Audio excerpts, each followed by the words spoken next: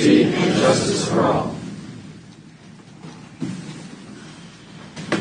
Please take a few minutes to observe some silence before we begin.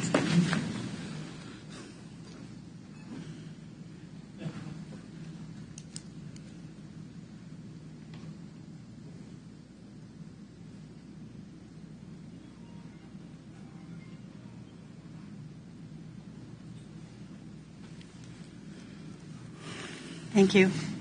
Before we begin, I'd like to remind everyone in the room, if you have a cell phone, please silence or turn your cell phone off. And then I want to point out that the public comment portion of the meeting is for people who have signed up for public comment on other agenda items, but we will open a public hearing within the meeting, and at that point in time, we will allow the public to come and give their input for the budget hearing. So, thank you. Okay. I'm going to do the roll call, beginning with Commissioner Culbertson. Here. Commissioner Smith. Here. I'm here. I'm Commissioner Cos, Commissioner Doug Smith. Here. And Commissioner Stephen. Here. Okay, we're all present and accounted for. There was no one signed up for regular public comment, so we're going to go ahead and move down to administrative business. Mr. Lothry, do you have something for us? Commissioners, I shared with you that the EMS had a potential for a grant. I wanted to come in and get your approval so that we could get an application together. Jamie? Morning, Jamie. Morning, Commissioners. What's in front of you is a grant for the Health Department for workforce development.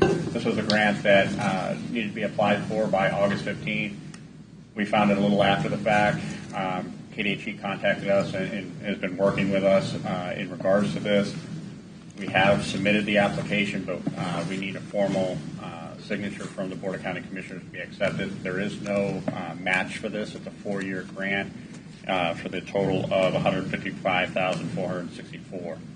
I'm here to seek approval from the board to go after this grant. Jamie, there won't be any future, once we approve this, or if we do, there won't be any future things to the budget next year to make sure we keep going with it. This is a one-time deal? This is a 4-year grant with the total. I can spend the entire amount of money in 1 year. I can spend it over a 4-year period. Okay. And right now it's just in development. It doesn't even start until December. So we're even looking through the grant right now to even figure out how and what we want to go after. There's a pretty extensive 4-category list that we can go after. But it's for recruitment, retention, those type of things for public health. I guess, yeah, to answer my question, it won't carry on in 5 years that future commission will have to add some money to the budget to keep this going. No, okay.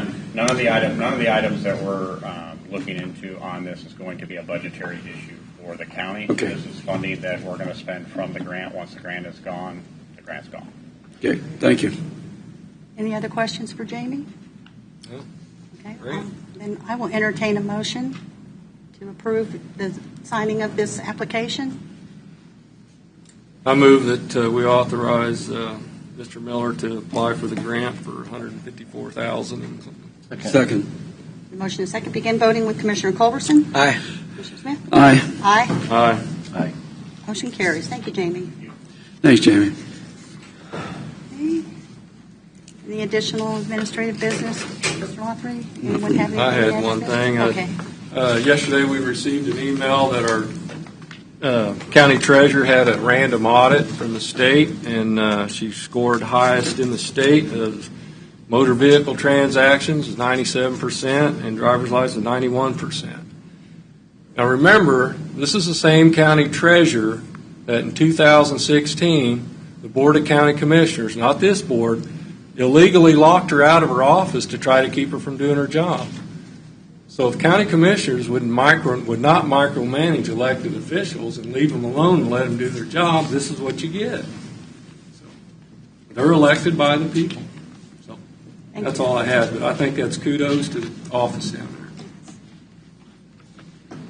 Okay. If there's no other administrative business, we'll move on to the consent agenda. Is there anything that needs to be removed from the consent agenda today? Okay. Madam Chair, I move that we accept the consent agenda as presented. Second. A motion is second. Begin voting with Commissioner Culbertson. Aye. Aye. Aye. Aye. Aye. Motion carries. Consent agenda is approved. Okay, now we're going to move to our formal board actions. And we begin with considering a resolution 2023-22, a resolution to leverage property tax exceeding the revenue neutral rate. I believe that Mr. Lothry has something to share with us before we open the public for public comment. Commissioners, basically this is the kickoff for approving the budget for 2024. I'd like to just briefly go through some of the highlights of the budget and point out some of the expenditure areas, and then you would open your public hearing for both the budget and the revenue neutral rate, and you would close the public hearing, and then the board would consider the budget. So if it's okay, I will go ahead and start. If it's okay with the commission. Commissioners, what you have in front of you. Speak up. It's hard to hear back here. Well, there's nothing that we can do about that. That's just as far as the air conditioning. But please, Speak into the microphone. please refrain from shouting out during the meeting, and we will try to make adjustments, and we will speak up, and we will ask that Mr. Lothry speak up through the meeting. But we do have, for anyone who is hearing impaired, we do have devices, not a whole lot, but some, that you can go check out from Becky and be able to hear. But hopefully we can kind of move through this. Commissioners, before you and on the screen is actually the public notice that goes in the newspaper that notifies the folks what the budget for 2024 are being considered by the Board of County Commissioners. There are several areas that are included in the general overall, and these are funds that impact the entire county and that also are levied. The tax levy is assessed on the entire county population. We also have the special budgets, which I'll talk about later, that are only for certain areas of the county. For the 2024 budget, the proposed budget in total, you see, is $77,449,287. That includes all funds that are county-wide. That's the general fund, which is $35,517,000. You'll notice that the tax levy for that is actually down just slightly from the previous year, as we adjusted that so that we could keep a flat mill levy. The other budgets that are included in this: road and bridge, the health department, employee benefits, economic development, council on aging, and juvenile detention. Those are all funds that have a levy associated with them. Those are the property tax fees. You have funds then that do not have a levy associated with them. That would be debt service, solid waste, the tech funds for the clerk, the treasurer, and the register of deeds, special alcohol, special parks, the 911 taxes, and the 20-year sales tax. Those are funds that are unique in that they don't have a levy, but also that the funds that are associated with that must be spent in those areas. They can't be used for anything else. And they are funded solely by fees or the sales tax, obviously, is the countywide sales tax. That sales tax goes towards road improvements only. There are no administrative costs that come out of there. We do not fund any positions out of there. So that's just kind of a general overall.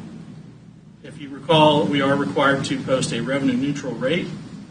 The revenue neutral rate for 2024 would be 31.606, which is 4.318 mils less than what we are proposing for a mill levy, or $4.6 million.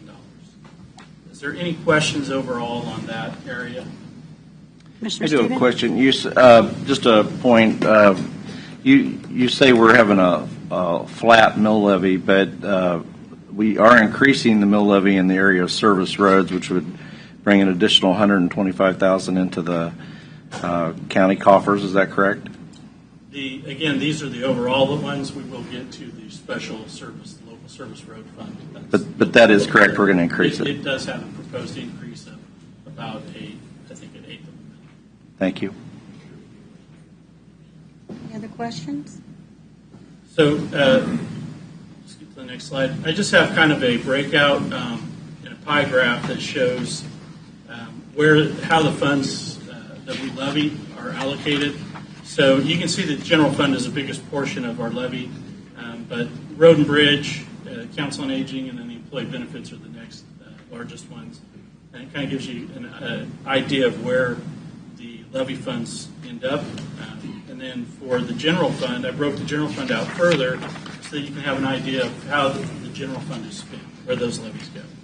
As you can see, 38% is for the sheriff, 18% of those funds go to EMS, and then you have 7% for attorney, 5% for courthouse, and then the rest are just kind of split out between 2 and 3%. So a majority of those funds are for what I consider public safety as we levy those, and then the discussion we had during the budget was where those funds would be allocated, and those again were the areas that the commission decided to focus most of the funds. And that's just in the general fund. Those are not the other levy funds. So if you look at public safety, what's public safety? Sheriff, EMS, the county attorney, courts, justice center, community corrections. That equals about $24 million of our overall budgets that we fund. So again, public safety as a whole, as a percentage of our total budget, is 36% of what we levy goes to public safety in all funds. I think that's important to look at, because if you look at the road and bridge is 21%, and then that remains 20% just for general expenditures. So public safety is where most of the funds for the county go, and then you go to road and bridge. And those are, I think, our two largest areas of expenditures to begin with, and will continue to be so. In the road and bridge fund, we did increase the road and bridge and expenditures on roads overall by $2 million for the 2024 budget. So then the board has been asking me about state mandated expenditures. What part of our budget is mandated by the state? So I've included a breakout of what that would be. And at the bottom, I included the lost revenue for the LAVTR. I think it's fair to include that. We know what it is. We know that they withhold $3.3 million from us that by statutorily they're obligated to give. So that money would go directly towards reducing the mill levy if it were released to the county like it's supposed to be. So overall, between the state mandated expenditures and the loss of the LAVTR, that's another about $12 billion in our budget. Those are not discretionary funds. Those are funds we have to spend and we have to levy. So the board had asked me to include some information on that. I just wanted to briefly touch on that. Any questions about any of that? Questions? What noxious weed funded out of general fund? Noxious weed is in the general fund. However, it is a state mandated. It is a levy and it's state mandated. Okay. Other questions?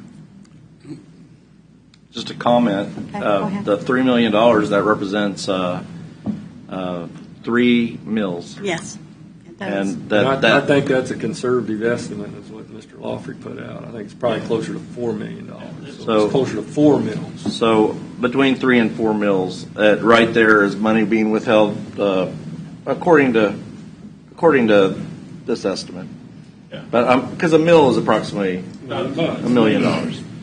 So. And that's money that was collected from this county. And, of course, that doesn't address the larger systemic issue on property taxes. The fact is, people need to consider that this county budget controls about between 25 and 30% of your property tax overall. The other taxing entities that are levying ad valorem property tax are your school districts, your municipalities, your townships, library boards. That represents the vast bulk of your property taxes. So I know we've talked about this a lot of times, but even if we would zero out this budget, you personally would likely not see much change on your tax bill, because the school districts and every local entity would have to also lower their mill levy in tandem in order to have a reduction. And that's one reason. One of the big problems is the systemic problem with property taxes in Kansas, and that problem is that it's based on comparative sales with no restriction or limit. So your property tax, we have people in Linwood, for example, in 1 year, their property taxes went up 27%. And you probably, all you folks that have been in here, can give your story about your property tax bill, how much it's gone up. Many people, 15%. But that's, in Kansas, we have an unlimited, no cap on it. And the commission has all supported a bill in Topeka, which is a constitutional amendment. It's SCR 1611. Look it up. And it has passed through the Kansas Senate. It's been adopted. It's waiting for action in the Kansas House next session. So we need to talk to our legislators. It would place a constitutional amendment on the ballot in 2024, which would limit property taxes to no more than 4% increase. And like I said, all the commissioners have signed supporting that, because we are very limited in what we can do to stop this crazy, ridiculous increasing of property taxes. But if this passes and the voters pass it, and I believe they would, because I think a lot of voters have been impacted by this, your taxes, you could plan year for year that it would never go up more than 4%. And then if it was below market rate when you conveyed it or sold it, it would then catch up to the market rate upon conveyance. So it would still keep our valuation system working in the state, because on average, properties convey every 7 years as far as residential property. So this is how we can address the problem on the state level, because your county commissioners can only have so much impact, because we only control a small sliver of this budget. So I just wanted to put that out there for consideration. And the local ad valorem tax, the $3 to $4 million the state's withholding from us, designated for property tax relief. And they haven't funded that for since early 2000s. 20 years. For 20 years, Yeah. they have withheld it. So none of these things is a panacea for your property taxes. None of them is the complete answer, but every little piece will help. And we are well aware of this, because we hear about this every year, and we have been trying. This commission has tried. We have lowered the mill levy $1.25 million in the last 4 years. So we're trying as far as the rate, but the rate can't come down fast enough to offset those. The value of properties are going up, so then your taxes go up because of how much they say your property is valued, even though you may not be considering selling your property. You may not be considering selling it in any time in the near term. So anyway, I just thought we should talk about that. And the alternatives, in order to even, but what we're proposing and what we have shown you are what is considered by the department heads and the other elected officials to be what they need to operate in the county. And I think that one of the things we have to understand is the state of Kansas also puts a cap on sales tax, so that even if we chose to try to do an election for, to increase the sales tax, which would, kind of spread out throughout the communities, the people who are contributing to the budgets, but the state limits that, and the county we're at our cap, which is 1%, is what we can, and that is what is used right now to do a lot of the road improvements and the things that and that's what it is designated for. And so there's things that we can't shift, but the state of Kansas could also give some of that level of relief to the taxpayers by saying it's okay if you vote to have an increase in your taxes to help offset some of the expenses, that would be allowed, but right now it's not. Chairperson, what was that surplus the state had that they could use its funding for? How much was that? $1.2 billion, I think it is. It's over $2 billion. Oh, it's over $2 billion now. Because July's came in too. They have come in over expected or anticipated revenue. And all of that could have been used to return what we have talked about, the local ad valorem relief, to the taxpayers. But our legislators have elected consciously, every year they vote not to return this money. And so that's who you need to be talking to about giving some of the property tax relief, is you need to talk to our legislators about returning the money that belongs to you as the taxpayers to begin with. But it's not just the counties. No. It's the cities. It's everybody involved. Right. It's an easy solution, and I know y'all don't want to hear excuses because I've been out in Lansing, the city administrator and the mayor for all those years. It started my first day as city administrator about in 2000 out there, and they took $60,000. Back then, it's probably over $1 million now. But I know you're going to have your discussions on this, and I know you're not happy. I got mine. I'm not happy about it. But when it's all said and done, no matter what the outcome is, we really need your help with our elected officials. Elections for every elected official in Topeka is up in 24. If we could make this a key issue, we could finally do something. It's not going to happen overnight, but I urge you, no matter if you're happy with what we're doing here or not, please take the time to talk to the people that are running for office next year. Thank you. It could happen overnight, Mike. I would hope If the legislature would vote to give it back, that would happen overnight. Well, I guess I've been working on this for I don't know how many years, and I haven't seen them do it. But I will tell you this. Out in Hayes, talking to 63 other counties, along with Commissioner Stephen, about Advalorem, they didn't even know it existed because once the commissioners are gone, people have forgotten about it. But it's 20 years by state statute. You expect us to follow the law, Topeka, you have to follow it too. And if you do that, we could have gone what they call revenue neutral this year, or close to it. So we really need your help on this, and that's enough for me on that. Just a process point, the county commissioners had hearings on these budgets. It was 2 full days. Every department head came in front of the commissioners, brought their budgets. The initial budgets that they proposed to the commissioners increased the level of spending about 13.8%. Through that process, we got that increase down. The current proposal is 7.8%. So there were some major changes to what the various departments initially proposed. And we went through a very thorough process. It was looked at. And I'm, like I said, I'm not satisfied that that's enough, but there was a process followed that we have been looking at these budgets very closely. And we'll get into some of that further discussion, but just letting you know that we have really been looking at this budget. Okay, is there any other discussion by the commissioners? No. Do we need a vote to open the public hearing? Ready to go. Okay, Can I finish my presentation? Oh, yes, I'm sorry. I kind of I don't have got to. lost in it. No, go ahead, sorry. Just to touch base on a couple of things Commissioner Stephen and the other commissioners brought up. The proposed mill levy, 35.924 mills overall for countywide levies.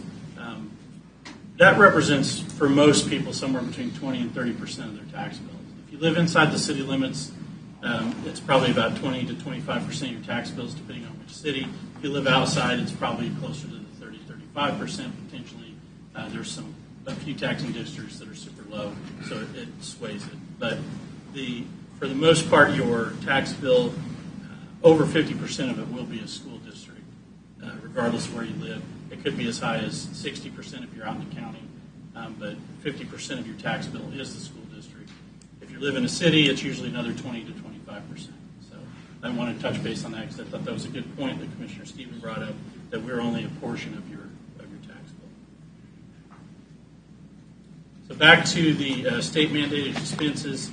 Overall, the mandates are about 16% of our levied budgets. So it gives you an idea of what portion is totally out of the control of the commissioners. So 16% of the budget is mandates, and then if you remember, public safety is 36%. So somewhere around 52% is what we would consider, not that the public safety is hands off, but we obviously do not like to make adjustments in those areas. Then if you go back and look at the road and bridge, that's another 21%. So that's about 73% where we consider the core functions. Either it's state mandated, we have to do it, it's public safety, or it's road and bridge. So somewhere around 73% of the budget is specifically, not that it's hands off completely, but it's just areas that the commission has said we want to focus on better roads and bridges. We don't want to end up in a position where we have to shut down bridges. So that brings me to the special funds. Again, the special funds are the local service road and bridge, and and that's for people who do not live inside the city limit. They are levied an additional mill levy to maintain the roads that are outside the city limits that are not what we consider collector roads, or arterial roads, excuse me. So I refer to this, and I know that the Public Works Director probably doesn't like it when I do it, but I call it the gravel road tax because the majority of those roads are the gravel roads. There are more and more paved because the County Commission has paved additional roads, but that's just kind of gives you an idea. This 9 mills that's being proposed here is for people who live outside the city limits. This is not for people who live inside any incorporated city limits. The revenue neutral rate here would have been 7.738, which is 1.262 mils increase over the revenue neutral, or about $546,000. Overall, this budget is just under $5 million at $4.8 million. And again, this is strictly road maintenance funding. There are employees in this fund, but they are for the local service roads. That is the only thing that happens out of this fund. So all funds with a levy, including the local service road, is up about 8%, or about $5.2 million. But if you take the local service road, which is not a county-wide, we're closer to the 7.8% that Commissioner Stevens referenced. The areas of increase, I know we were trying to originally, when I started the budget, I was hoping to get some of the departments to come in around that 4%. The Commission decided that a more realistic target was a flat mill levy, which we did everywhere except for the local service roads. If you look at the areas of increase, the significant areas of increase, the board put more money, $1.4 million towards road and bridge, and you add that to the local service roads, we increased spending on roads about $2 million. The employee benefits went up about $687,000. Those are not just health insurance, vision, dental, those types of things. That's also where all the payroll taxes are paid out of. So when you look at the employee benefits, that includes the Social Security and all the other required taxes. Council on Aging went up about $685,000. As you know, we have been dealing with increasing costs for Meals on Wheels. We have all-time high participation, so that's where a lot of that increase came. And then replacing an aging fleet, which will levy out or level out next year. Any questions about this slide, as this is my last slide? Mark, what was the increase for the economic development? Economic development, I think, was up about Almost 20%. $40,000. Yeah, but what was the 19%. what was the reason for that?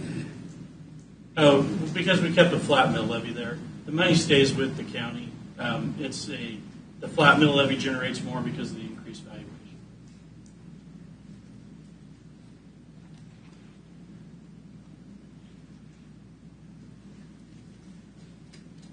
Any other questions?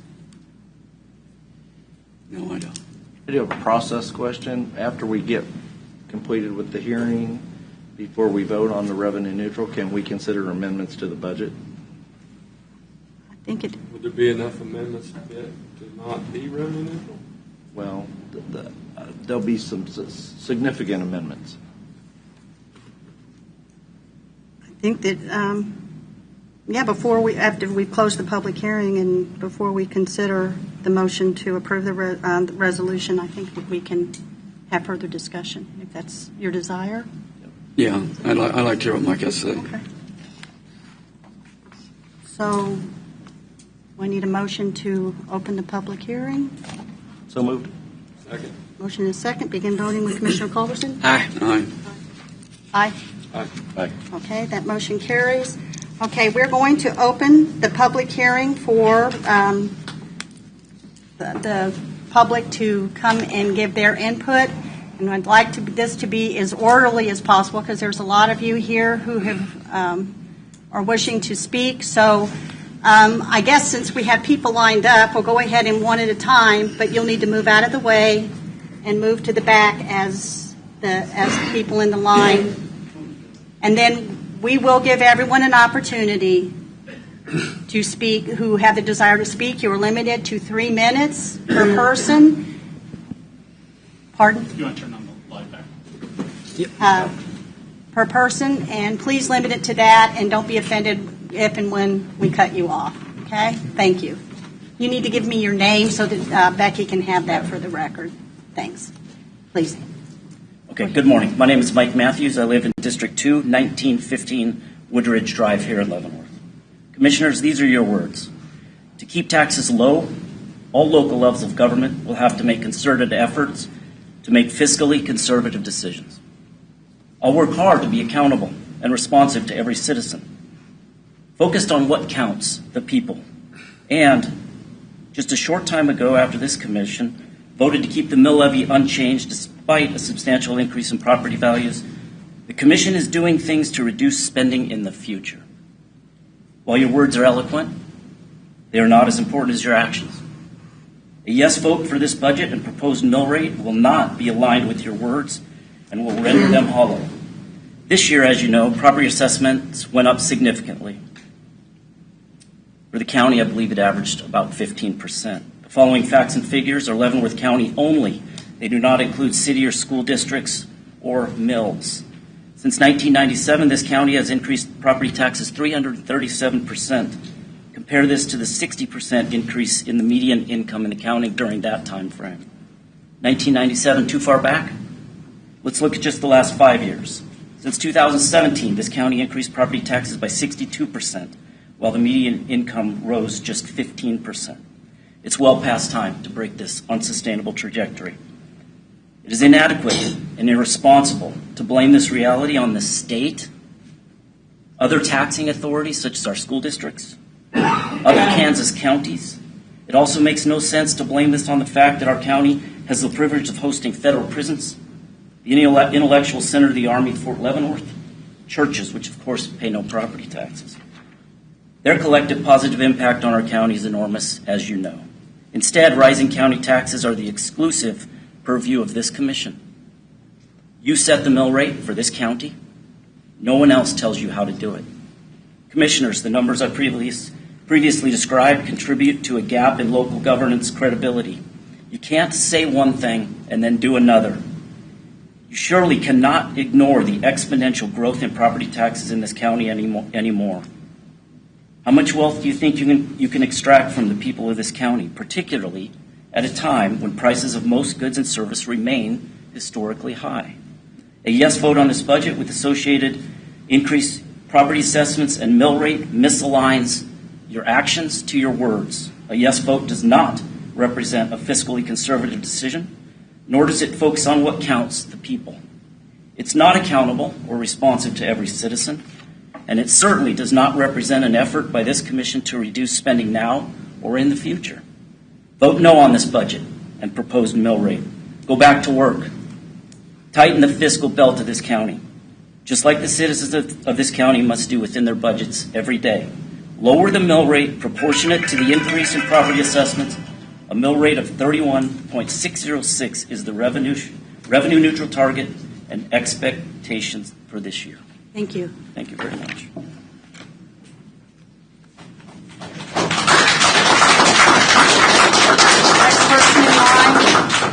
Next person in line who'd like to speak? Mr. McMillan? Good morning, commissioners, friends, and neighbors. I'm Eric McMillan from Easton Township, a taxpayer and a voter. And I'd just like to say a couple things. Contrary to what was said up here, my personal tax burden, property tax burden, 42% goes to county levied taxes. And I think that may be true for people that live up where I do in the rural areas, Easton Township, maybe other areas in the county. Wow, to quote Yogi Berra, this seems like deja vu all over again, kind of just like last year. Commissioners, I strongly encourage you to postpone approving the 2024 budget until the detailed department proposed budgets and budget narratives are put on the county website and taxpayers like me have time to examine and communicate with their commissioners about them. A little bit of a baby step forward, the briefing by Mr. Lothry this morning, but his briefing finished at 9:28.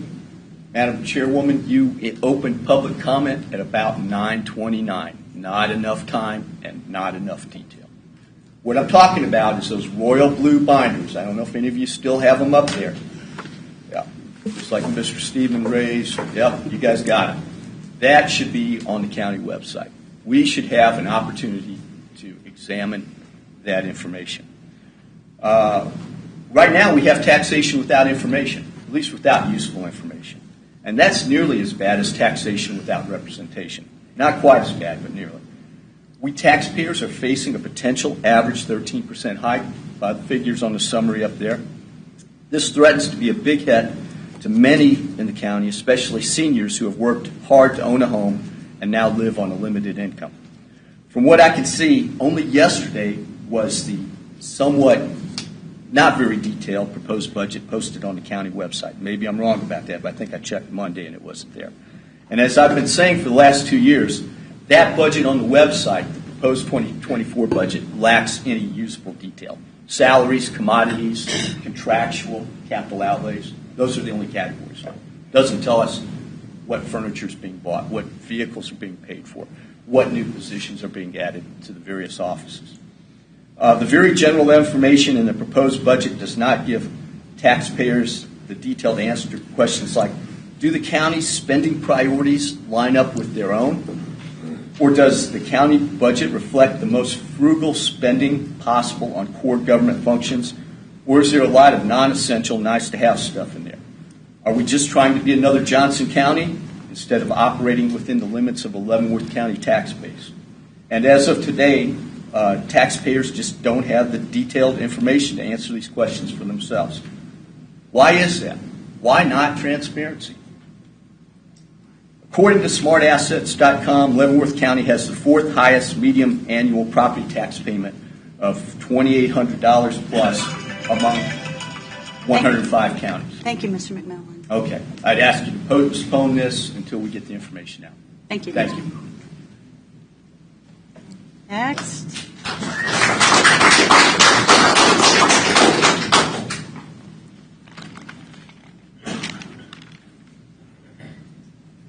Please give your name for the record. Thank you. I'm Erin Ellsworth, and I come from the wonderful land of Tonganoxie. Yay! That's right. I have three things that I'd like to share with you today as we talk about our county taxes. First, I'd like to address the misconception that this only affects people on fixed incomes.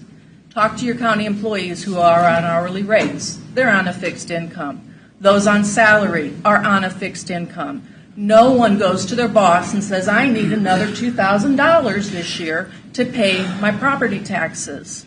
And raises are not being handed out at that rate in our offices. Secondly, I'd like to thank Commissioner Steigen and Commissioner Culbertson for pointing out that, yes, I do pay more taxes to the schools than I do to the county.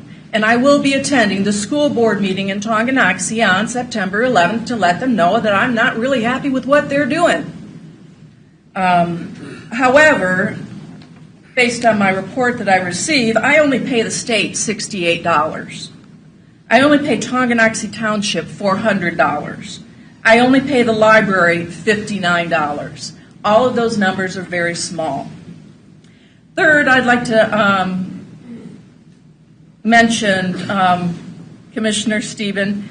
At one of our meetings at the library, you kind of opened it with, don't you expect that prices are going to go up? Yeah, we do. And at my house, we make concessions for those things. At my house, the temperature is at 75 degrees. With the heat increase, I upped it to 77 degrees because my air conditioner is 19 years old. I need to get a few more years out of it, and I don't want it running constantly. My computer is 12 years old. It's called a laptop. Not all of the keys really work. There's about 7 or 8 of them that you have to press repeatedly to get them to actually work. It runs on Windows 7. I can't actually use it as a laptop because the battery no longer holds juice. So it is essentially a desktop, but I brought my tablet and my stylus with me. My printer is 15 years old. There's no Bluetoothing to it from a cell phone. I printed everything on fast draft. so that I'm not spending a ton of money wasting it on printers and printing things, and I don't use the colors at all. My couch is 35 years old, and it's a hand-me-down. It's okay, I reupholstered it a few years ago. It looks okay, but I am not an expert reupholsterer. I make do with what I have, and I believe wholeheartedly that these people sitting here are mostly making do with what they have. We make the decisions to only do with what we have. And the last thing is that, yes, we do expect our county commission to make those hard decisions on our behalf. That's what administrators have to do, is make those decisions. Thank you so We much. also would like to, if we could have organization on how we go to Topeka and how do we address those people. Thank you.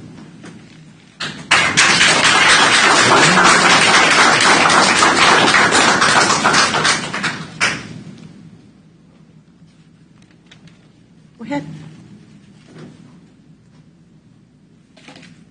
Jeff Body, Baser, Kansas. I wasn't going to speak during the revenue neutral rate because sometimes I understand that it has to be raised, but I felt like we were being lectured about how the money problem comes from the state.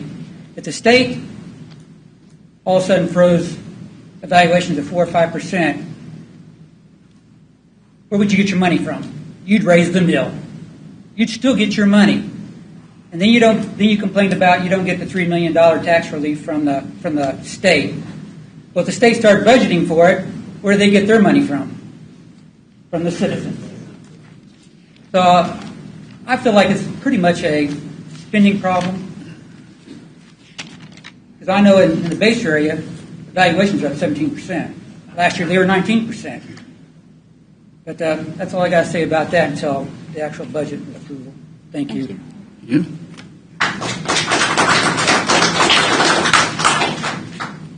Anyone else wish to speak at this point?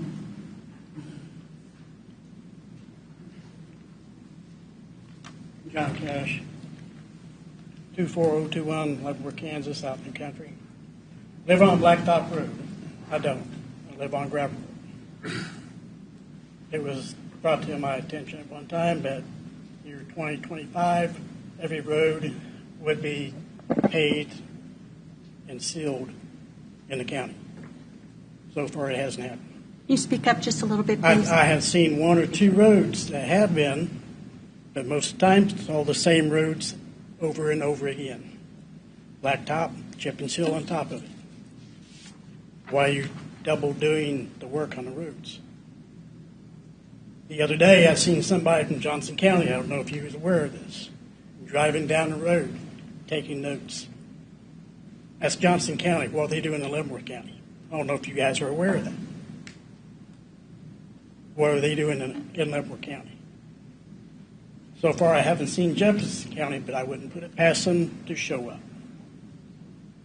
You know, are they trying to fight against you lowering everything through the state, showing this is what we pay, they should pay the same? And that's all I got. Thank you. Thank you.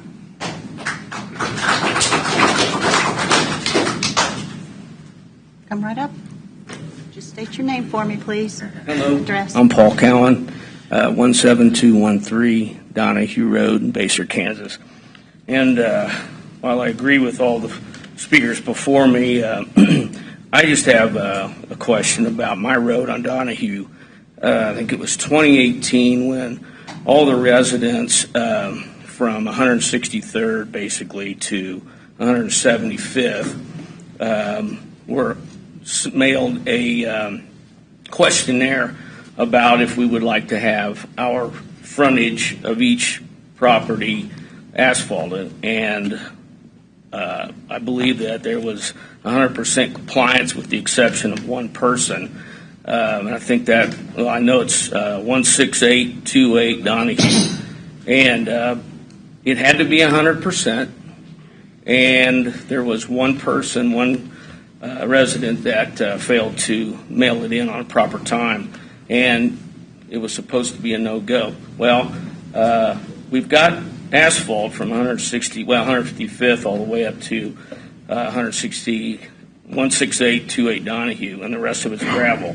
I've been there 28 years, and I've seen that from 2021 to now, my property taxes have gone up 24.48%, while in that 2 years, inflation has been 11.44%. I drove by today on Fairmont, and from 155th to 142nd, they're redoing the roads or doing some kind of repair to it.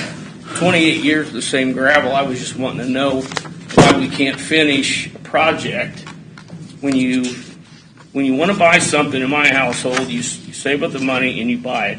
If you are thinking that 100% of the residents on that road are going to say yes to it, you should have the money in place. But my question to you is, why did we have asphalt there to begin with if we didn't have a 100% agreement? And why didn't you have the money in place to do that road just in case there was 100%? I mean, I feel like 28 years, same gravel, and I've done nothing to my property. Nothing. I mean, I live within my means, and I have boats, I don't have motorcycles, I just have a little outbuilding and a house. And I just feel like, a 24% increase for basically just living well below my means. I don't understand that. So that's all I had to say. And I appreciate your time. Thank you. Thank you.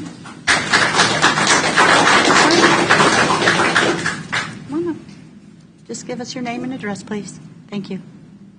I'm Douglas Fowler, and I live right down here. I just want to share with everybody, this is my first meeting I've done like this, because, of course, I'm seeing my taxes go up and up. And I just want to say to y'all and to y'all, it goes to that lady, we all work off budgets. Now, we all know your position. You want to try to cover everything. But we also got to understand, and that's the transparency. Sometimes when we want to pick up the phone saying the street light's out, well, you know what? Live with the street light out. I mean, it's all about, the old counts, the old computer. We understand that. But we've got to make a decision. Do we want to pay more taxes to keep the same services? Well, it sounds like no. But it sounds like you're not making hard decisions to put it out there in front of us saying, you know what, if we eliminate this or cut back this, we can bring it down. I mean, that's a family budget, right? But we have got to stop picking the phone up and complaining, because guess what? We want the money to go elsewhere. But it goes back to, I really think you got to do the hard work and decisions. Let us know, be transparency about it, and then you know what? We got to accept it. I'll live with my street light being out. You go into these going to the LEDs. I'll live with it if I know my taxes aren't going to keep going up and up. So, yeah, you can't stay on that same thing and say, well, we got to provide this. Well, you know what? Maybe you don't have to provide that. I mean, but we've got to accept it, too. So, I don't know. I just had to speak my piece. Thank you. Thank you.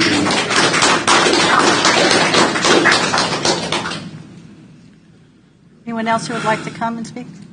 Ms. Grogan? Good morning. Sherry Grogan, 16635 Leavenworth Road outside of Basel. And my concerns are really with the year-over-year trends in increased valuations, taxes, spending, and the transparency. My valuation has increased 57% in the last 5 years. In the Leavenworth County tax line item is a 13% increase, which seems like it's, could have been worse.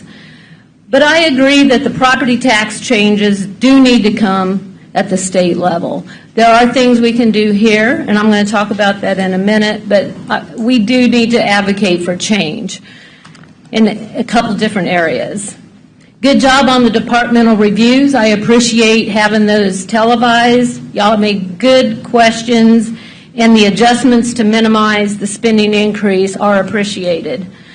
There are probably some additional opportunities for reductions, but you're basically out of time. You don't have a lot of time left now. My advice for the future is really to focus on the incremental improvement and taking a longer-term view of what the needs and wants are. Use an analytics and a metrics-driven approach. This goes back to the transparency. We don't see a lot of what you have access to, and so we don't really know, are you using a metric-driven approach? And, is the analysis there on, the various different departments? And so in summary, make more of information available to the public. Some potential areas for improvement based on what I was able to see from the documents that Commissioner Steben took screenshots of. There, sometimes the left side was gone, but focusing on the reduction of printing and postage by implementing an opt-in program for electronic communication. This could be helpful for vehicle registrations, real property tax reports, valuation notices, receipts, and a multi-year vehicle registration process like some other states use, for example, Arizona. These will probably require legislative changes, maybe some system updates, but if enough counties get behind it, change is possible. This is where you want to leverage your Kansas Association of Counties. You're not alone. We're not alone. Every county is experiencing these issues. Partner with other counties to share the cost of bringing in a trainer. I noticed in the road and bridge budget, they're paying for a trainer to come in to train Leavenworth County employees in their department. Why not partner with Atchison and Jefferson, for example? Have we looked at partnering with other counties to get bulk purchase rates for weed, dust, ice control products? Don't know. Reduce reliance on paper reports. Thank you, Sharon. Thank you. Next, anybody else want to come up? Okay. Just your name and address, please. Thank you.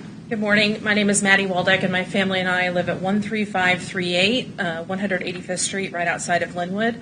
I want to note that my comments here today are in a personal capacity, and they should be noted as such. First and foremost, I want to thank Madam Chair Cause, Commissioner Doug Smith, Commissioner Mike Smith, Commissioner Culbertson, and Commissioner Steben for all of your service to Leavenworth County.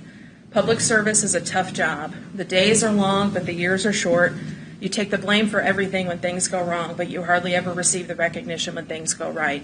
Thank you for your service. I'm going to be an incredibly unpopular opinion today in this room, and I am okay with that. Part of living in this beautiful country is that I have a right to a difference of opinion, as it is the right of everybody else in this room to have their own opinion. I fully support the 2024 proposed budget. I fully understand that my tax bill will go up because my property valuation has increased. Increasing property values is another example of how our elected officials get blamed when everything goes wrong, but never receive the recognition when things go right. Property values increasing is generally a good thing. It means that Leavenworth County as a whole continues to grow, and the existing structures within the county have either maintained or increased in value. My family has invested a significant amount of our life savings in the home that we have, and it gives me great comfort to know that that investment is growing. Leavenworth County for a lot of years has had a reputation in the metro area for having non-competitive wages. When an organization has that kind of reputation, it's really difficult to recruit well-qualified employees. I'm happy to see the issue of compensation of county employees being addressed by this governing body head-on. It is significantly more expensive to recruit for a vacant position than it is to pay the position who occupies that position currently a fair market wage to retain them. It is an easy decision to make raises minimal and defer maintenance of critical infrastructure like roads and bridges. Just because something is easy does not mean it is the right thing to do. If, God forbid, my family needed a sheriff's deputy at my home in a time of need, I want that sheriff's deputy that shows up to be three things: well-trained, well-equipped, and well-compensated. When my family travels over roads and bridges in Leavenworth County, I want those roads and bridges to be two things: safe and free from any structural major deficiencies. I believe that there will be a time when a mill reduction is in order. I simply believe that right now is not the time. That is why I stand here today in fully support of the 2024 budget. Thank you. Thank you. Thank you. Next, anyone else care to speak at this point? Come right forward. Name and address, please. My name is Thank you. Tom Trowbridge on Fairmount Road. I wanted to ask a few questions of Mr. Stephen on this about this bill. It's a 4% cap. Yeah, 4% Now, cap. So it's passed the Senate. It hasn't gone through the It's representative. waiting to be voted on by the House. So they have to have a 2/3 majority. So we Now, need to will make. it automatically go into effect, or No, it goes to the voters. It Go will- to the voters. You know it's Yes. going to pass there. Well, we don't know. You never know if it goes to the voters. But It will be on the ballot. It likely would pass, I believe, because We everybody's need to concerned talk about their property taxes. County representative. I mean, the state representatives. Right. And does it look like it's soon? It's Even teed time for up, next and the year? legislators know it's there. First of the year. It'd be 2026 before you'd see it, even if it passed. They have to reinvent. 2026. I would say. Well, it's got to go to the voters, and then they have to implement it, however long it takes to And do implement other it. states have a cap on Yes, yes, other states have caps. California, have you heard of Proposition 13 out in California? That's an example. Well, you can't discount Well, California. no, no. Crazy out there. I'm giving you an example of a cap. Yeah. I mean, is Missouri or any of the states close to us have a cap? I don't know the information on that. Missouri's starting to do a freezing on seniors. They have Yeah. what's called the Hancock Amendment in Missouri, which, and probably some people know better than I, but almost everything has to be submitted to a voter if it's going to be a tax increase. And if it's got a state mandate, the state has to pay for it. Yeah. Locals don't. So those are other good ideas that we should push for. But Okay. this is teed up for a vote, though, so if you But could it's not contact soon. your legislators, Be on the ballot in 2024. right. And it's already passed the state Senate. I mean, It has passed the Yeah. state Senate. It's waiting for a vote in the House. Okay. Thank you. Thank you. Does anyone else? Anybody else want to speak at this Yeah, point? please. Yes, sir, please. Come forward, name and, I've been here before, yes, you have. and Welcome you know back. I ain't the most nice person there is when it comes to you guys, because it starts right here with you all on passing these property taxes. Don't talk about the state and Topeka. I've been, this may be my third time out to Topeka to protest my taxes. Now let me tell you, talk about the hardest thing in the world to do is go through all these appeals or protest taxes. It is not easy. And I live out in the north end of the county, and like that woman said, my wife's computer is 15 years old because I'm not going to spend the money to get a new one and have a new satellite dish at $50 a month. I don't have that money because I had to retire because of a medical issue. But see, my taxes keep going up by $30,000 or $40,000 assessed value every year. And I don't care what somebody sells their house for. I'm not selling my house. And my house, me and my wife worked hard when we were young. We paid it off. And so now, my property taxes are going to force us out of that house someday. I guarantee you. And it all starts right here when you all pass the budget. Instead of staying neutral, you want to bust the budget every year because every time I've come here, you've done it. So you like some people say, you got to tighten up even more than what you are. Because I've tightened up a lot. Because let me tell you, I don't get pay raises being retired like somebody that's working. But everybody is taxed to death in Leavenworth County. It's one of the worst counties there is. But I've lived here my whole life. I don't really want to move, but someday you guys are going to force us out of our house. So that's it. That's all I got to say. Thank you.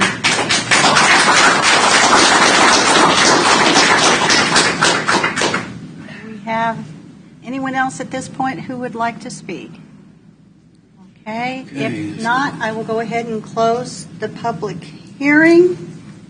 And I will consider a motion to approve Resolution 2023-22, a resolution to levy a property tax exceeding the revenue neutral rate. Were we going to discuss the budget first? Well, I think that wouldn't, oh, okay, yeah, let's do, I just. go ahead, Okay, please. thanks. I wanted to, just a couple things before I get to this is a couple items that were said. So, just on the road paving, we have paved $7 million worth of roads in Leavenworth County in the last 4 years. And of course, I always add, since I'm from the southern part of the county, $4 million of that's been in the southern part of Leavenworth County. So the person addressed paving of roads. There has been a lot of paving of roads going on. And we have a lot of other projects going on as well on the road front. Also, transparency. We've been working more and more towards openness and transparency. I posted all the budget documents on my Facebook page. We're trying to get to the point where we do that on our regular page, but also we, for the first time, have televised on YouTube the budget hearings. So you can hear all the internal discussion about these budgets, and some of it gets kind of interesting, and we televise that. So that's available. Some people might think it's kind of boring television, but if you have time, all of that's on YouTube. Also, I think maybe that some of these issues with using bulk rate and sharing training and those kind of things, I think our Public Works Director is working on that. So those are just a couple things I wanted to bring up. I'm going to offer 3 different amendments. I'm going to go from easiest to hardest. So in my perception, but the first one is going to be an amendment to the budget on dealing with outside agencies. And the motion would be that we reduce the Fair Board by $1,800. That moves them down from $68,000 to $50,000. The Fair Board premium amount, which is ribbons and that kind of thing, reduce that by $2,600, moving them from $12,600 to $10,500. Reduce the CASA board from $70,000 to $50,000 in funding, which is a $20,000 reduction.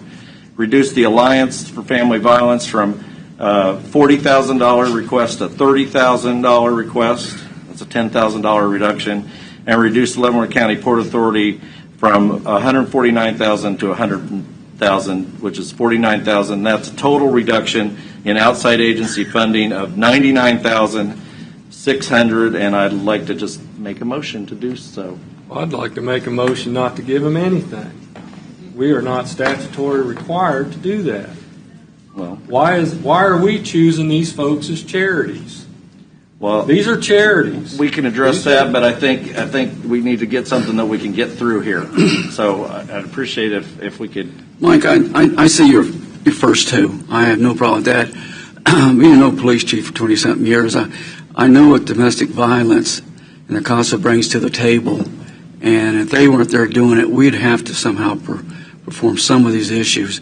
Your points are well taken, but I think they bring something to the value of helping the citizens that need that kind of assistance. But your first 2, I don't have an issue with. So I'll make a motion that we reduce the Fair Board by $18,000 and the Fair Premium by $2,600 for a reduction of $20,600. Second. I have a motion and a second. Any further discussion? Begin voting with Commissioner Culberson. Aye. Aye. Aye. Aye. Aye. Motion carries. So then I'll make a motion that we reduce CASA by $20,000, Alliance by $10,000, and the Leavenworth County Port Authority by $49,000, which is a total of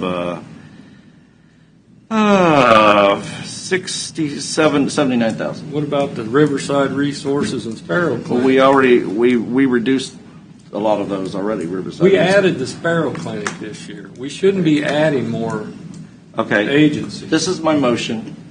You can make that motion if you want. This would you said you wanted to see some reductions in outside agencies. I want to see them go away. Well, then you would definitely support this motion. Last year we sent letters out saying do not expect funding for 2024. We got to be of our word here. Well, sometimes you have to take small steps to get there. And so this is my motion to reduce this by $79,000. Will you second that? I'll second it. Motion and a second. Any further discussion? Begin voting with Commissioner Culberson. No. No. No. Aye. Aye.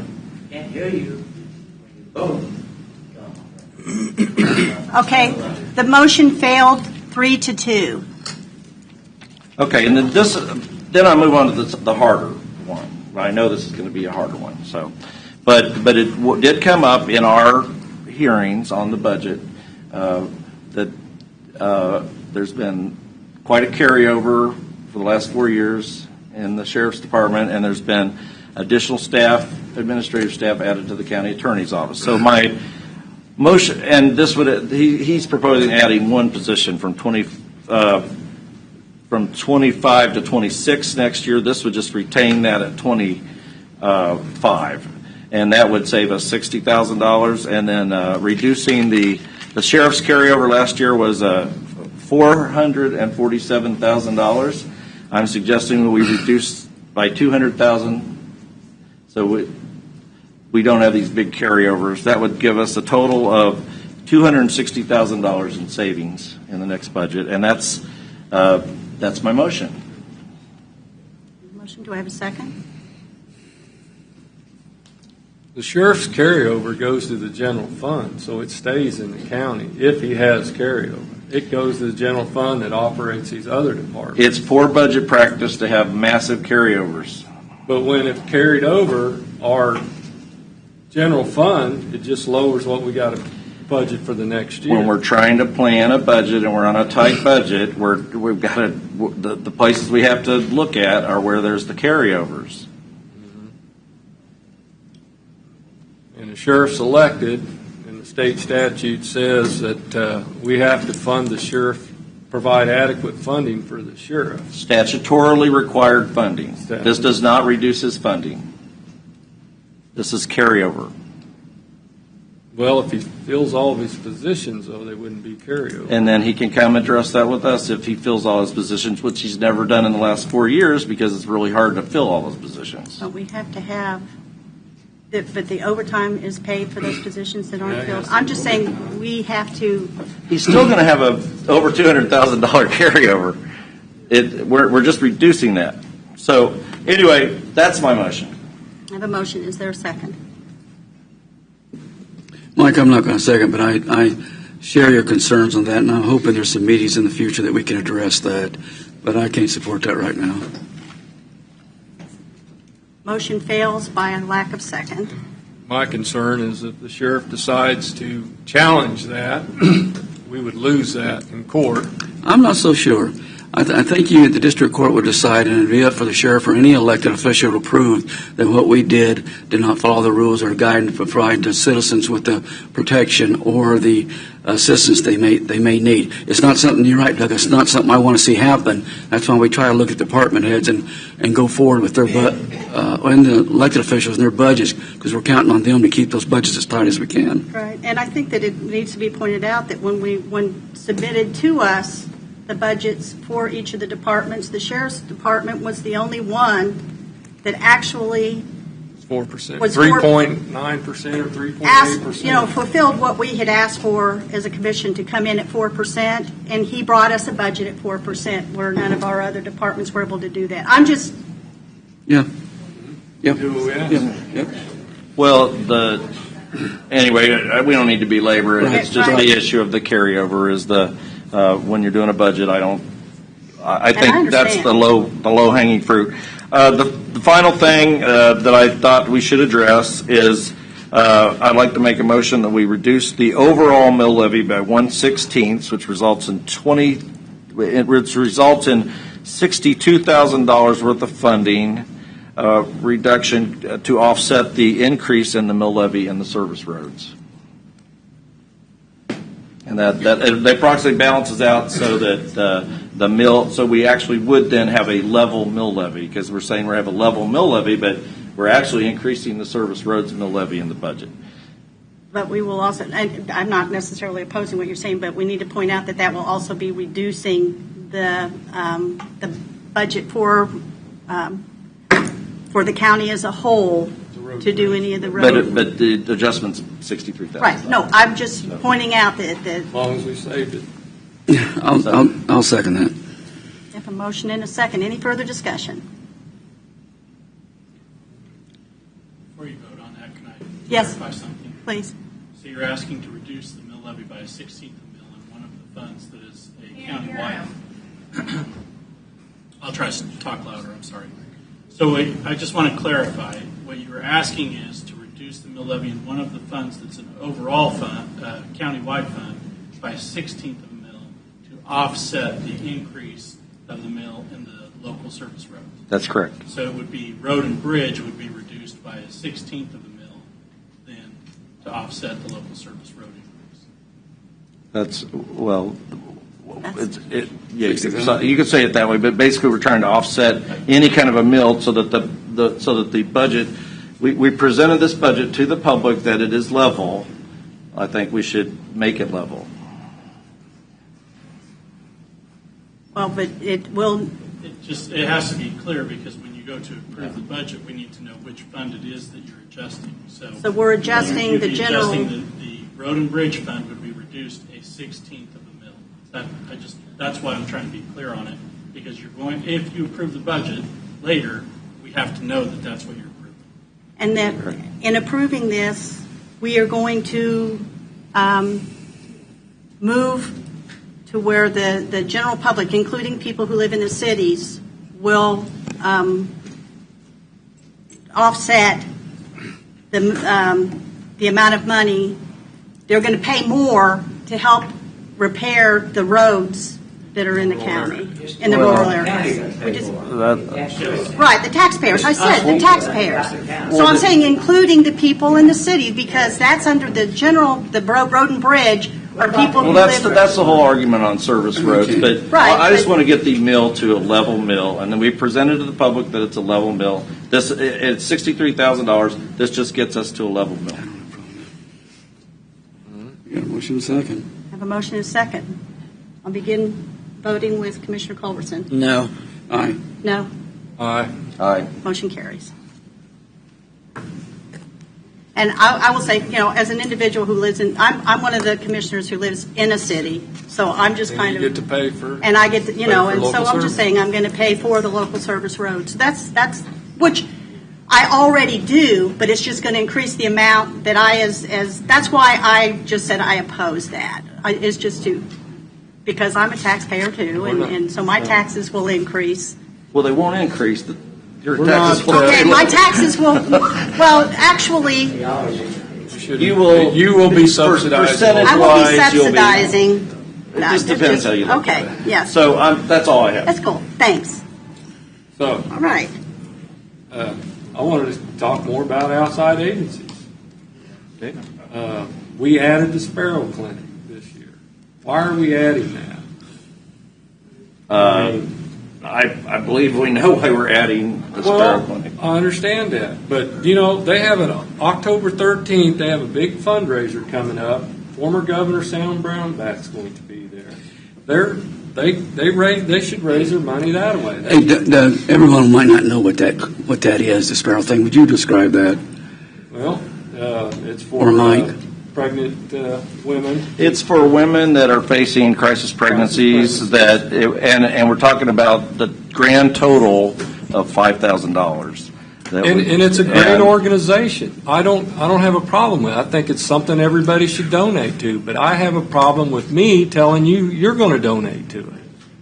Well, that may be, but we're looking at all these other organizations that we give to, and I don't want to give to any of them either. I know that you don't, but we have decided that we have some. We did reduce it, but the priority of giving, we're looking at what all's going on in our country, and the helping these folks is a really important thing. My county tax dollars donate to charities. Yes. Is that what you're saying? That's the outside agencies. The county has a list of charities that Yes, donate to? we do. Well, it's a museum. Shame on you. Do you think museums is? It includes museums. It includes CASA. It includes Alliance Against Family Violence. It's some social services that over the years, this commission didn't put. Those are non-governmental organizations. I'm just explaining it to you. That's your opinion, sir, but I'm just telling you why they're in the budget. They're in the budget because over the years, and I don't even believe it was this commission over the years, it has been determined that these are important to our level of Listen, public hearing's over. How many more will you add? Excuse me, sir. The Public public hearing. hearing has ended, and we're just going to have this. But thank you, and I understand exactly what you're saying. Putting all this stuff on record. Yes, thank you. And I'm not comfortable choosing your charity. Make And a if motion, you want to Larry. give to these organizations, I highly encourage you to. They are great organizations. Yes. And volunteer for them as well. Yes. Well, and you're free to make any kind of motion you want, Mr. Smith. Which is I why just which is why I wanted to add that we sent them all letters. I move that we, the Riverside Resources Sparrow Clinic, we don't fund that. Second. Motion is second. Begin voting with Commissioner Culbertson. Aye. Aye.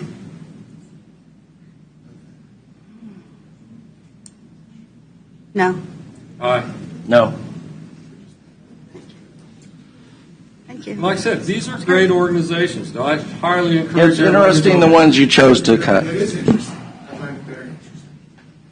year, do them all. Okay, let's move on. Yes? Let's do. Okay. I'll make another motion to cut the alliance and cut costs. Cut soil conservation except for what the state match is. We already voted on that. I know, I'll make another motion. Speak to Mike. I just made another motion to cut the previous ones that we approved, just cut them completely. CASA, Alliance, soil conservation except for what the state match is, and what else was there? Oh, economic development. Port Port Authority. Authority.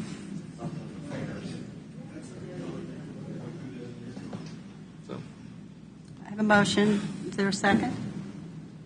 I'll second that for purposes of discussion. Any further discussion? Further discussion is we inherited this situation, and this board has been sending letters to those agencies for the last 4 years saying do not expect to be funded next year. And we've cut several of them out on the way, and this is where we're at. Is we told them next year there probably won't be any county money so that they have time to adjust. And that's why the way I'm voting today is because they need time to adjust to not having these funds instead of just yanking a rug out from under them. I think CASA and Alliance Against Family Violence, you can't just yank the rug out from under those agencies. But we sent them a letter saying, don't expect money next year from the county. What's the total of that reduction? Alliance is 40, CASA is 70. What's the match on soil conservation from the state? 23. It's at that match 23. already. We're at that. Okay. What was it? Economic. Eco development. 100. What's that? 140. So that's a total of what is that?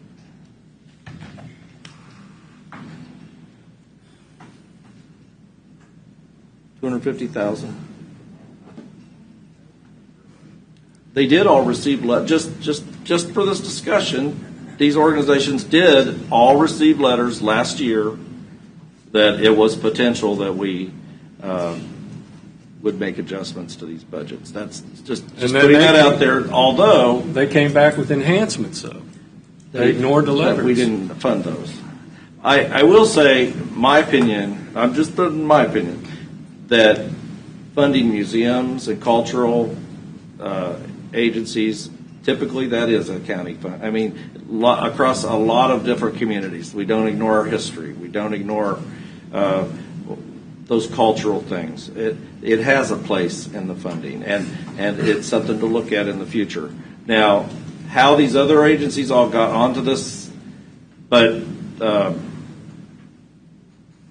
don't know what. And you've been involved with CASA. What's their other sources of funding? Do you know? It's state funding and fundraising. I mean, we're going to have a superhero run on Saturday. Yeah, So they're if we doing pulled some fundraising. if we pulled 70,000 out, That that would would- be significant. And that would decimate their budget, and I think that's an organization that actually serves a significant role in our county. I mean, this is an organization that advocates for abused and neglected children, children who have no other voice in the court systems, and, so it's just, yes, Yeah. I have been involved in that organization, but I wasn't part of who decided we were going to begin funding. Right. But if we did not have CASA someplace within our budgets in safety, there would have to be money that would go toward doing some of the things that are done by the CASA. And you have to Don't understand get the me wrong. majority of their people are volunteers. They're great Let organizations. me ask I one think question. everyone should donate. Mark, on domestic violence, do cities, And domestic do violence the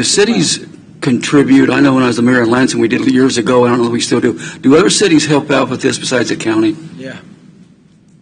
And I the- believe the and answer is city of yes. Leavenworth also I believe the answer is contributes to yes. That's both what I'm of those saying. For the organizations. Alliance Against Family Yes, Violence yes. specifically, I wouldn't know this year what's been budgeted, and I know in the past it was only the county. I don't know what it is this year. Okay, thank you. So The CDB, Oh, go ahead. the CDBG money is used by the city. It's because of our being in Housing, yeah, empowerment zone. I think that there are funds that specifically are used to help fund those organizations in Leavenworth County. So one comment about the Alliance, and Mark, you can kind of reflect on this. When county funding dried up before, that was a tremendous effect on that organization. Yes. Yes, I think it was 4 years They shut ago, we down. removed funding for the Alliance Against Family Violence, and they closed. And I think maybe we need to have a work session on exactly what we're talking about when we're talking about these outside agencies. Well, let me tell you, Because- Mike, let me make something clear on this, on the shelter. Being a founding board member 20 years ago, I'm kind of looking at it a little different. And being a police chief 20-something years in Lansing, when you can have an agency that you can call, that ties that police officer up until you can somehow place them. So you're tying a patrol officer or whoever off from the city or the county until they can find. And this isn't overnight. When you have a shelter or a place they can go, or they can get the help they need, it doesn't matter if it's male or female, then you're putting that police officer or that deputy back on the street. And it's usually 2 o'clock in the morning that it happens. That's exactly right. So I just want to put this in perspective, how I look at this. When we added the Sparrow Clinic, that's for crisis pregnancies. And the abortion amendment failed, so we have to help these girls that are in this crisis pregnancy. We added only $5,000. That's all we added. We have a $447,000 carryover last year from the Sheriff's Department that didn't get spent from his budget and just carried over. We refuse to take action on that, but we'll cut the $5,000 from the Sparrow Clinic. That's it. I think it's What are you- ridiculous. what are you gonna do- Ridiculous. What are you going to do when Planned Parenthood comes in here and wants money? Okay, no, we're not going to, we're kind of getting off of what we're trying to we're going accomplish backwards. here. Where's the Let's- motions? We had a motion and a second for ballistic Commissioner Smith, which Cutting included outside agencies. of cutting the outside agencies. The motion is second. I will begin voting with Commissioner Culberson. No. No. No? No. Motion fails. Well, we're choosing your charity still. Yes? Okay. Okay. Now, we are going to move on to a resolution 2023-23. You have to close it. What? Oh, Yeah, close the no, the meeting. public hearing was closed. Oh, okay, okay. Now we're moving Sorry. on to, excuse me? Okay, now we're moving on to Resolution 2023-23, a resolution to levy a property tax rate exceeding the revenue neutral rate for the Leavenworth County Special Other Funds budget. Now, is there any discussion by the commissioners? Or Mark, do you have anything to add other than what you had presented earlier? Commissioners, this is a resolution just memorializing the direction that you sent out via the public notice a month ago, and this is the first step for approving the 2024 budget. Any discussion? Okay, we'll have open. On the Go ahead. cuts that we just had made, how's that going to affect? Well, you will still Budget as exceed the amended. revenue neutral rate, obviously. Those adjustments, the motions that you just passed, 1/16 mil will be reduced from road and bridge. The other items that you cut, the fair building, fair premiums, the Riverside Resources, and the Sparrows Women Clinic, those come out of the general fund, so that will reduce the levy for the general fund slightly.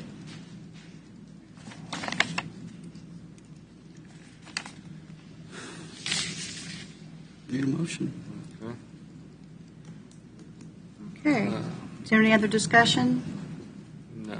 Okay, then I will go ahead and entertain a motion to open the public hearing for exceeding the revenue We already- neutral. You already did That that. was- This Oh. is the resolution, the motion and second for the resolution.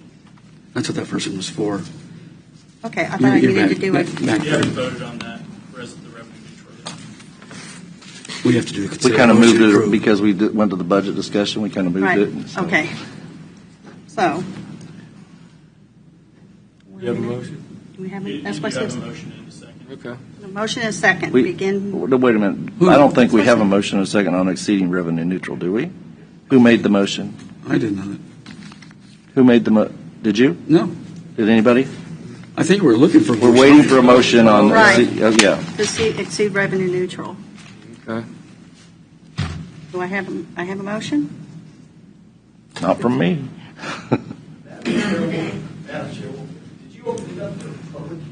That was before. No, we're gonna gonna- do this first, and then we'll do special roads. Okay. I move Still got behind. we approve Resolution 2023-22, a resolution levy of property tax exceeding the revenue neutral rate. Second. Okay. Motion is second. Begin voting with we Commissioner. have a couple comments. Okay. Yeah. Comments? Just a comment. We asked the various departments to come in at 4% on their budgets.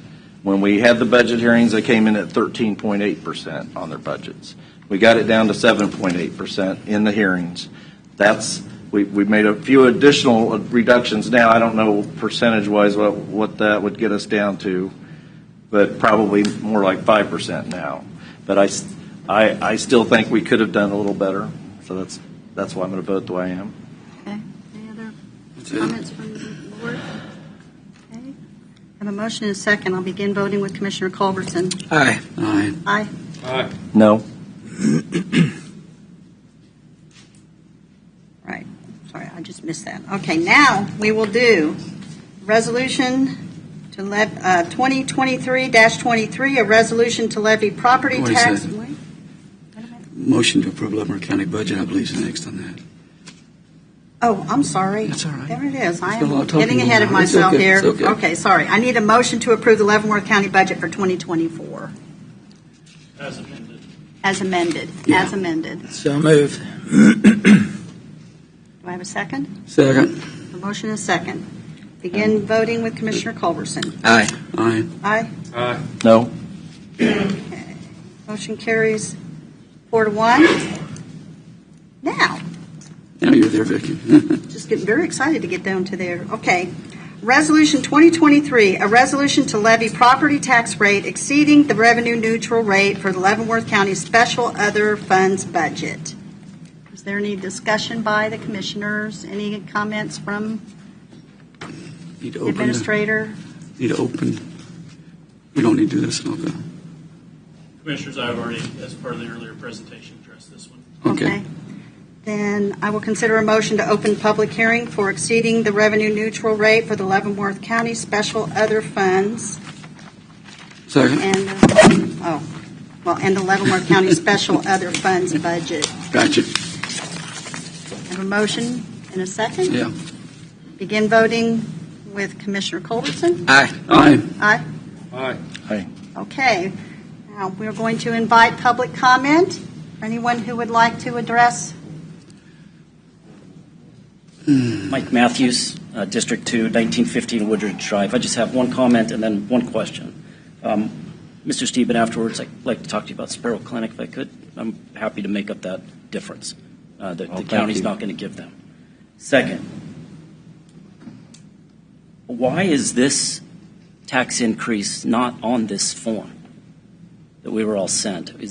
What's the reason for that? I just have Leavenworth County. I don't have another tax increase notice. You live in the city? Yes. 'Cause This it's only out applies to in the the county? Okay, Yeah. thank you very much. Yeah, thank you. Mr. McMillan? Still Eric McMillan from Easton Township. If I could ask a quick question about what just happened. Did the board just approve the proposed 2024 budget at the flat mill levy? Was that what that vote just was? As amended. As Could amended. be adjusted a little bit. There'll be a little bit of an adjustment.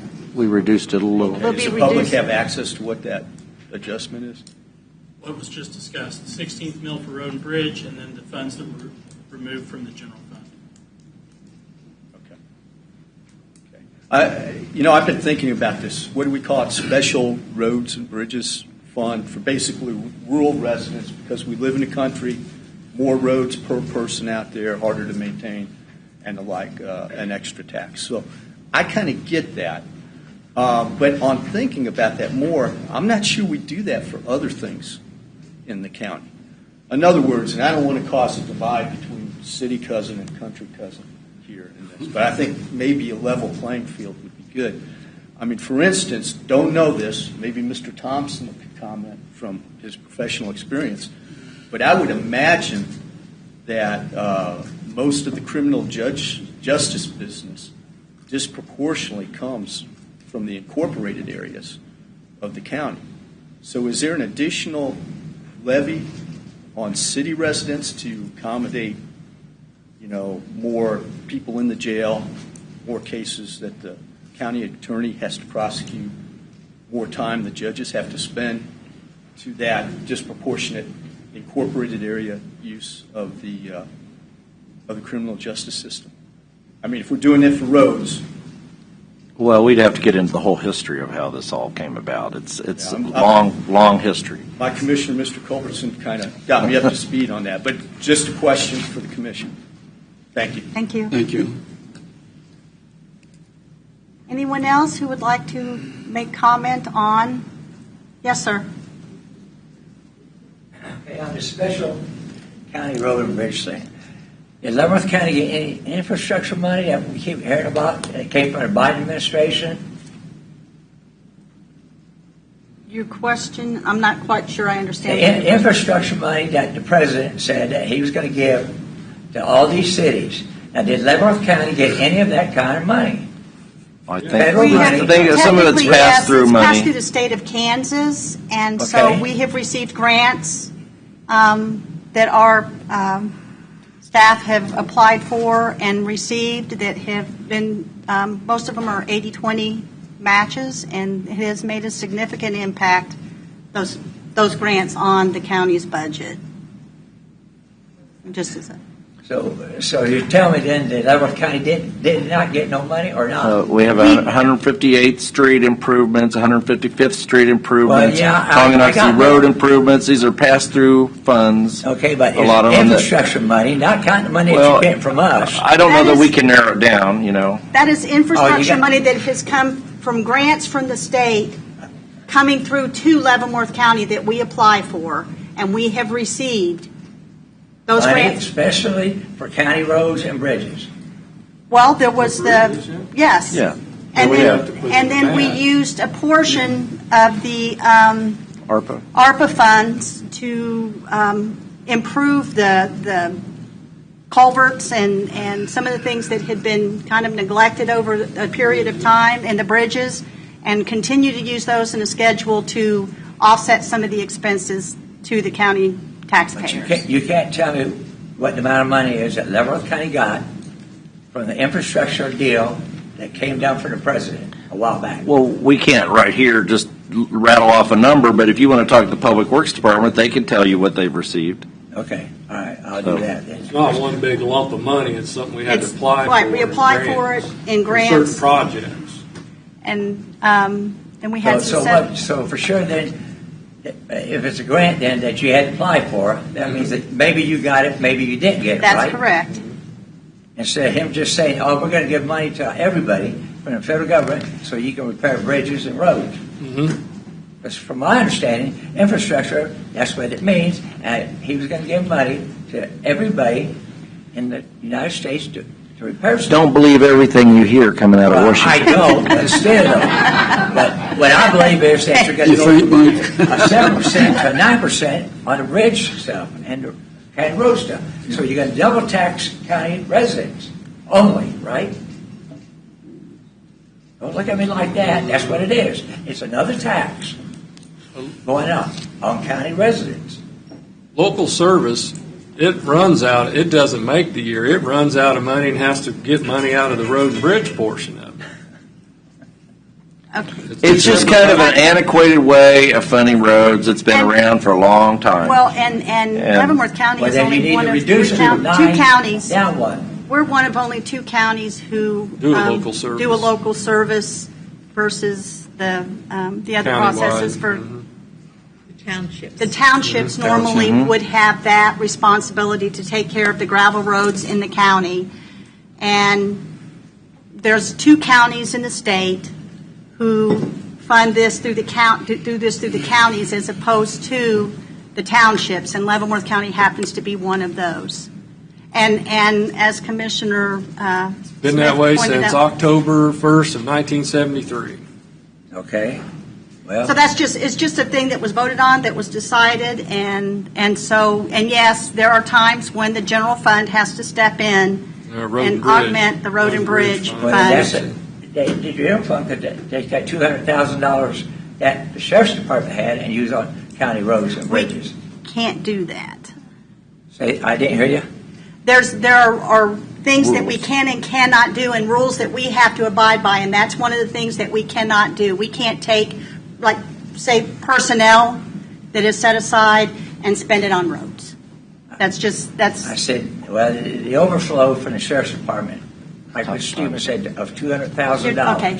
Sir, I'm sorry, but time's up. You're 3 minutes past, so sorry. So it's just a double tax, though, on county residents, is what it is. No, it really is not. Depends how you look at it. It is.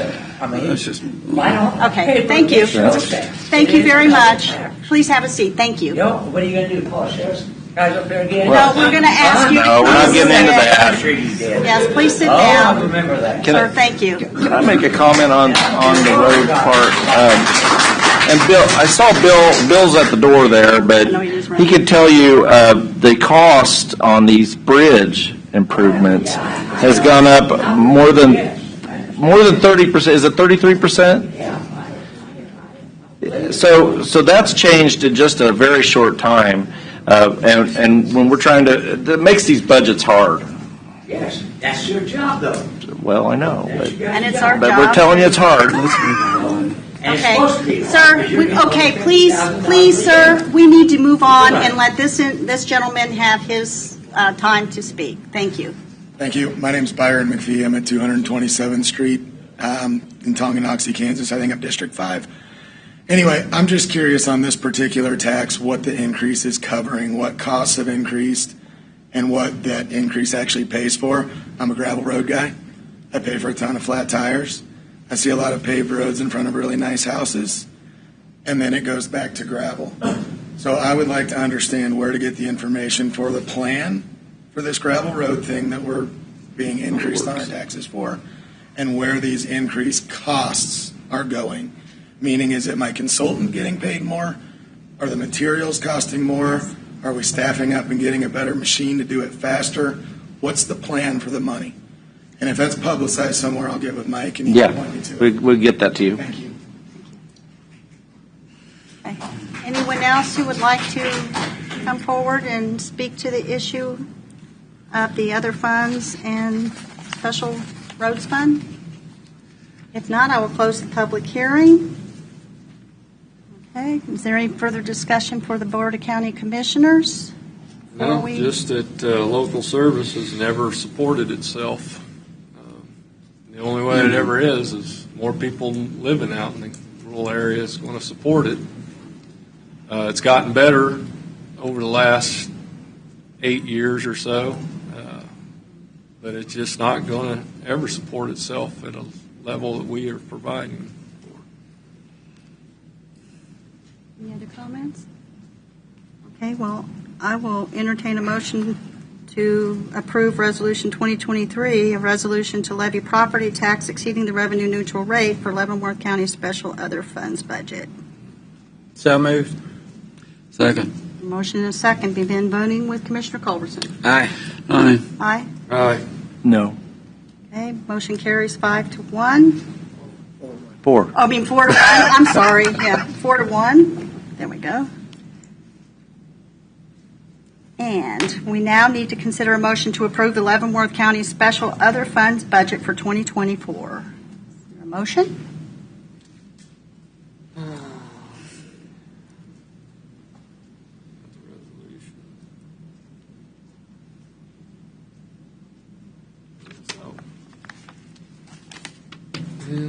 I move that we approve the Leavenworth County Special Other Funds budget for 2024. Motion, do I have a second? Second. And a motion and a second. Begin voting with Commissioner Culberson. Aye.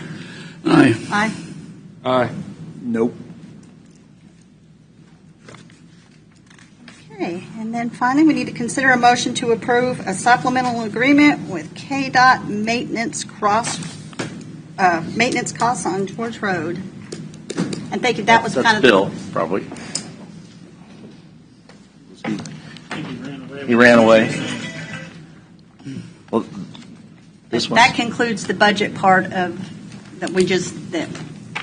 But please stay and listen to the presentation by Bill Moore. I can, Okay. as simple as this is, I can probably cover it until Bill gets in. Basically, as part of the construction project that increased traffic onto George Road, the Public Works Department reached out to KDOT and asked for additional funds over and above the dust abatement funds that they had previously provided. And KDOT agreed to give us, reimburse us up to $7,000 for additional gravel and road work. They do not reimburse for staff time. So Okay, now- Bill is just asking to authorize to get that money through KDOT. So we've applied dust control twice after KDOT did it once. I believe that's correct. Okay, so Excuse me. additional Hold gravel. on a second. Could we please have silence in the galley so that we can continue to conduct the business of the county?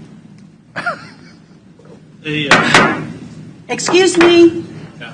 Bill. Wally. We will continue when we have the attention. Excuse me. Thank you. All right, Commissioners, today for your consideration is the Today for your consideration, Commissioners, is the KDOT Agreement 5520-01 for maintenance costs on George Road. I know the board had requested or had considered at one point sending a letter to KDOT. I reached out to them directly and had some discussions regarding the ongoing maintenance and the large amount of traffic that had been generated from the closure of K16. This agreement would reimburse the county up to $7,000 for material costs of maintenance activities during construction and after construction is completed to bring George Road back into the same condition as the pre-project condition.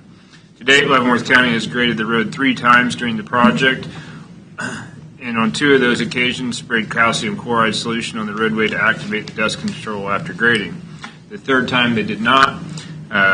We instead waited for the forecasted rain to come a few days later. We did receive a multitude of phone calls regarding the dust over that 2-day period, but there was a cost associated with it with no guarantee of reimbursement, and we weren't going to continue to do that as it was forecasted to rain. The remaining funds will be used for gravel on the 1.67 miles of roadway on the new aggregate after the completion of the K16 project.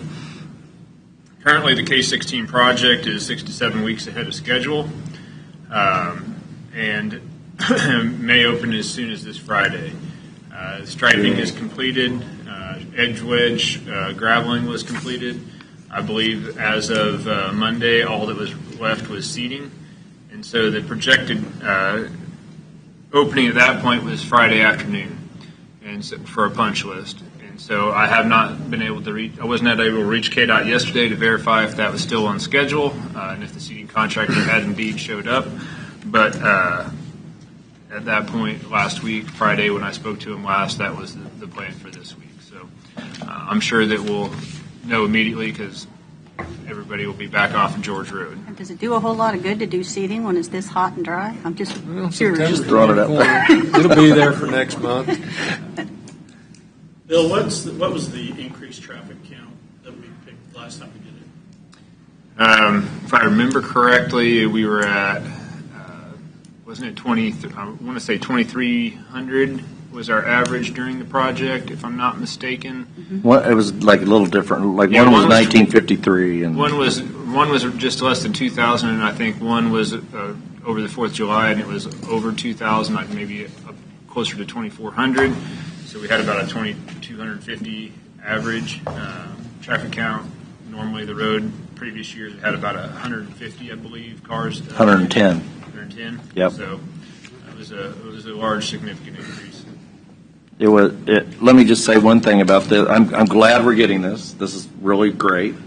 But I will point out that all of us, the commissioners, all signed a letter prior to the project, 6 months out, asking them for road improvements on George Road. We didn't want it to be used as the primary route. And we also asked them for potentially hard surfacing. So we did make those requests ahead of time. We were proactive on that road. It didn't turn out the way it was anticipated, but thank the Lord it's going to be over. Yes. And no accidents. Not so far. So the only thing I'd like to see on that is the residents that had that hard surface dust patch in front of their house. I'd really like to see us redo that at some point because that was a ridiculous amount of traffic on something that the homeowners paid for. Yeah, I don't know exactly the length. I would approximate 300 feet. Yeah, it'd be 300 of disconnected feet. dust patch that the landowner had paid for that is significantly worse in condition than it would have been pre-project that we could. Right. Well, 100 cars a day versus 1,900. Yeah, I think we need to. I think we need to do pay for that. I mean, Right. That's the only thing I would change. No, we're not done, but we can take care of it whether it's during this remaining cycle or the first thing next year. I think we should at least do that. We owe a free dust patch. Yeah, I agree, Doug. Preferably, we do it under this reimbursement agreement. That'd be good. Yeah. I do appreciate that you reached out and were able Thank to get this. This is better. This is a whole lot better than nothing. And We got a nice compacted road now, though. it is. I make a motion to approve a supplemental agreement with KDOT maintenance cost on George Road. Second. Motion and second. Begin voting with Commissioner Culberson. Aye. Aye. Aye. Aye. Okay. Thank you. Thanks, you. Bill. Thanks, Bill. All right. We're down to presentations and discussion items. Okay. Commissioner Culberson, do you have anything that you would like to bring forth? I just going to mention that I met with Representative Beeler this last week. I went over LAVTR with him, pilot checks, the 4% increase, SCR Bill 1611, 152 bridge, and then we talked some about House Bill 17, which is converting 1% income tax to half the property tax collected in the county. Then also, I've got a meeting set up with Jake LaTurner about the same exact topics. That was probably well received by Representative Bueller, wasn't it? Very well perceived. Okay. Received, yeah. He actually promised to work on all of the items that I brought up, and he is on support 100%, everything that we talked about. Yeah, he's passed that on to me also. So, okay. That's all I have. I have two things. First of all, I want to thank the HR department. We had this past week or so, we've had open enrollment, And these folks make it so easy, so, a lot of times they don't get, or none of the county employees get the appreciation or thank them for what they do, but they really made it smooth, especially when a challenged computer guy like me had to go online and do it. Also, I don't know if it's meant that, and I don't know if the chair was going to bring it up, but today was the last day to turn in evaluation for our county administrator. Vicki? That's all I have, Madam Chair. Okay, I'll go last. I'll go ahead and let Commissioner Smith. Well, Saturday night I attended Kansas Livestock Beef Improvement Dinner. They provide scholarships for kids that are going into ag-related, going to get a degree in an ag-related field. It's a fundraiser. They've given over $200,000 in scholarships to local kids for that. And they don't come to the county and ask for any money. So kudos to them. Yeah. So I had Mid-America Regional Council meeting yesterday. I have Basehor City Council, Basehor budget tonight. Also Fairmount Township tomorrow night. That's all I have. Mr. Stevens? We had Jake LaTurner was at the Elephant Club, and we got to visit with him. And the same, I think he's really focused on a lot of the federal issues that are coming up and how that impacts the state. And we do have in the federal budget right now, there is a proviso that if it survives, would help us with our County Road 30. So we're hoping that survives. And also a reminder on the 7th of September, Property Tax Task Force at the Public Library in Tonganoxie. And a special guest is going to be Senator Beverly Gossage is going to be there. And we're invited all the local legislators. And we're going to be talking about the LAVTR and the constitutional amendment. Yes. Okay, and then go ahead. Tyson's coming pretty soon, isn't she? I don't know. Deal for Founders Keep or something. I don't know about that. Okay, I got it. All right. Okay. Well, let's see. This week, yesterday I attended Workforce Partnership Board of Directors CEO meeting and the Board of Directors meeting. There was a good training. And it's always on Zoom if anybody wants to go to Workforce Partnership and look up their Zoom meetings. Sometimes there's very interesting things to look at and learn about. I also participated in the Guidance Center Advisory Board meeting yesterday at noon as a representative of the county. And then I traveled to Kansas City to attend the State of the Transit Authority, the Kansas City Area Transit Authority meeting late yesterday afternoon. And that was an update for all of the plans and things for transit within the bi-state jurisdictions. And there is efforts, and hopefully at some point in time the state of Kansas will step up and begin to increase some of the funding for transit, because we really need in Leavenworth County the ability for people to make that are challenged with their vehicles and things to be able to access local transit along the corridor, so that we can both bring people in to work and fill the positions that we have, and hopefully get people out. And those are things that are being discussed.